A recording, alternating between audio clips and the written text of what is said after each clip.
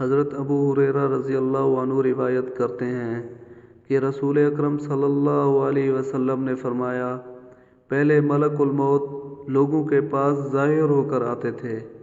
حضرت موسیٰ علیہ السلام کے پاس آئے تو انہوں نے تھپڑ مار دیا، جس سے ملک الموت کی ایک آنکھ پھوٹ گئی۔ ملک الموت نے اللہ تعالیٰ سے شکایت کی، الہی تیرے بندے موسیٰ نے میری آنکھ پھوڑ دی، اور اگر وہ آپ کے نزدیک عزت اور رتبے والے نہ ہوتے تو میں بھی ان کی آنکھ پھوڑ دیتا۔ اللہ تعالیٰ نے ان سے فرمایا، تم میرے بندے کے پاس جاؤ اور ان سے کہہ دو کہ وہ اپنا ہاتھ کسی بیل کی کھال پر رکھ دیں۔ ان کے ہاتھ کے نیچے جتنے بال آئیں گے، ہر بال کے بدلے 1 سال کی عمر بڑھا دوں گا۔ ملک الموت نے اللہ رب العزت کا یہ پیغام حضرت موسیٰ علیہ السلام کو پہنچایا تو موسیٰ نے کہا کہ اس کے بعد کیا ہوگا؟